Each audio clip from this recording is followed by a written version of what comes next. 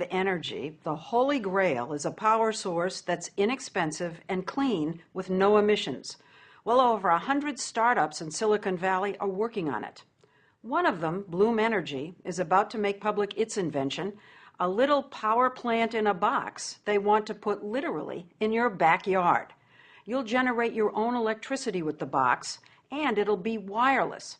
The idea is to one day replace the big power plants and transmission line grid the way the laptop moved in on the desktop and cell phones supplanted landlines. It has a lot of smart people believing and buzzing, even though the company has been unusually secretive until now. KR Schroeder invited us for a first look at the innards of the Bloom box that he's been toiling on for nearly a decade. What could this power? This could power a U.S. home. Average United States house? home. Entire house, 24/7, 365. Something that small? The way we make it is in 2 blocks. This is a European home. The 2 put together is a U.S. home. Because we use twice as much energy? Yeah, is that what and this will power 4 Asian homes. So 4 homes in India, your Absolutely. native country. 4 to 6 homes in our country. It sounds awfully dazzling. It is real. It works. He says he knows it works because he originally invented a similar device for NASA. He really is a rocket scientist. This invention working on Mars would have allowed the NASA administrator to pick up a phone and say, Mr. President, we know how to produce oxygen on Mars. So this was going to produce oxygen so people could actually live on Mars? Absolutely. When NASA scrapped that Mars mission, KR had an idea. He reversed his Mars machine, so instead of making oxygen, he pumped oxygen in. He invented a new kind of fuel cell, which is like a very skinny battery that always runs. KR feeds oxygen to it on one side and fuel on the other.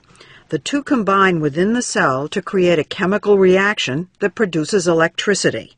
No need for burning or combustion. No need for power lines from an outside source. In October 2001, he managed to get a meeting with John Doerr from the big Silicon Valley venture capital firm Kleiner Perkins. How much do you think I need to come up with the next big thing? Oh, that's my job, to find entrepreneurs who are going to change the world and then help them. John Doerr has certainly changed our world. He's the one who discovered and funded Netscape, Amazon, and Google. When he listened to KR, the idea seemed just as transformative.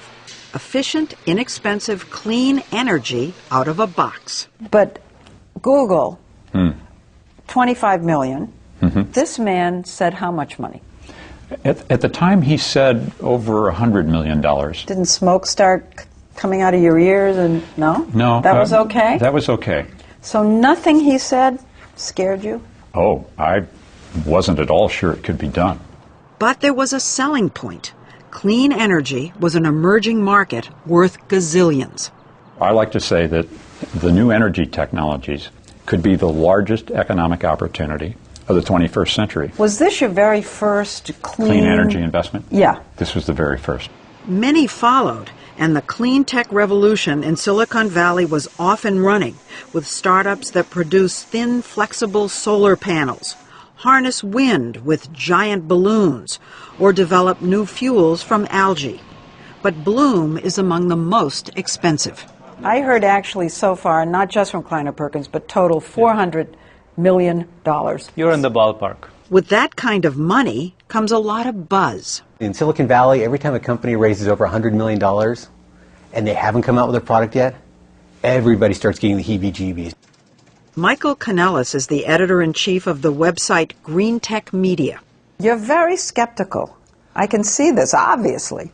I'm skeptical, I'm hopeful, but I'm skeptical because people have tried fuel cells for, since the 1830s. Yeah. And they're great ideas, right? Just producing energy at an instant. But they're not easy. They're like the divas of industrial equipment. You have to put platinum inside there. You've got to put zirconium. The little plates inside have to work not just for an hour or a day, but they have to work for 30 years, nonstop. And then the box has to be cheap to make. One thing stoking his skepticism, KR's been hyper-secretive. No sign on his building, a cryptic website, and no public progress reports. Given the stealthiness, we were surprised when KR showed us for the very first time how he makes the secret sauce of his fuel cell on the cheap. Actually, I feel like I'm on a cooking show. You're Martha Stewart. Absolutely. So let's take that cooking analogy. Okay. Start with the flour. The flour. Okay? What is that? That is beach sand. It's beach sand? Ocean beaches in multiple continents has this material in abundance. He said he bakes the sand and cuts it into little squares. Okay, so this is beach sand turned magically into a ceramic. Yeah, into a ceramic.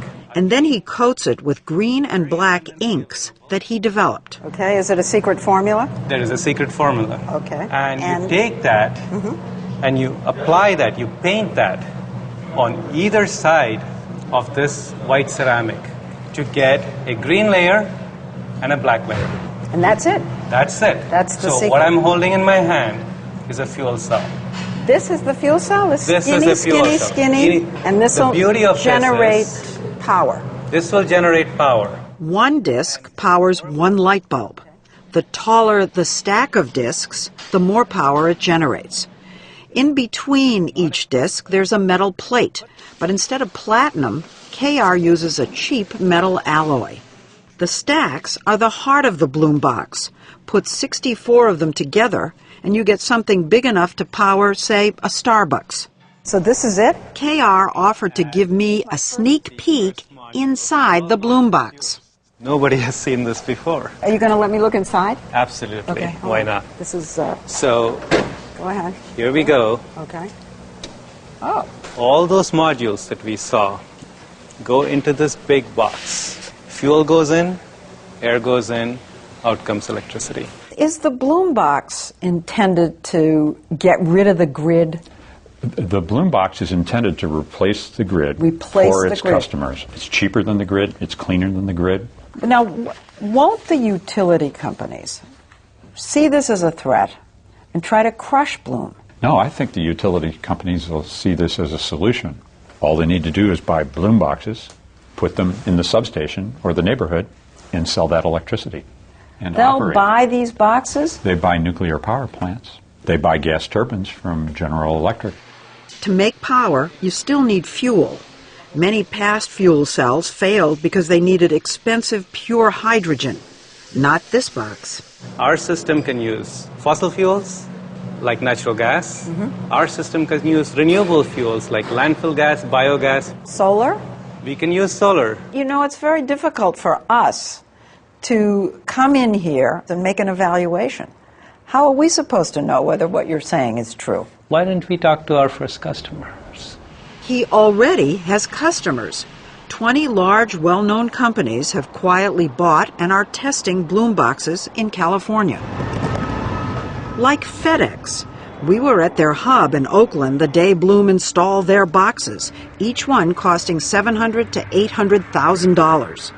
One reason the companies have signed up is that in California, 20% of the cost is subsidized by the state, and there's a 30% federal tax break because it's a green technology. In other words, the price is cut in half. We have FedEx, we have Walmart. Yeah, yes. Walmart? Absolutely. Staples? Staples. So who was the first? Google was the very first Google company. Was the first. Yes. These 4 units have been powering a Google data center for 18 months. They use natural gas, but half as much as would be required for a traditional power plant. KR told us that 3 weeks in at Google, suddenly one of the boxes just stopped. Your heart just drops. Did you panic? For a short while? Yes. He fixed that, then there was another incident. The air filters clog up and air is not coming into the system because the highway is kicking dirt. You just flip the system around and the problem is gone. Another company that's bought and is testing the Bloom box so KR can work out the kinks is eBay. Its boxes are on the lawn in the middle of its campus in San Jose. These things fuel almost 15% of the power on this campus. John Donahoe, the CEO of eBay, says its 5 boxes were installed 9 months ago and have already saved the company more than $100,000 in electricity costs. It's been very successful thus far. They've done what they said they would do. eBay's boxes run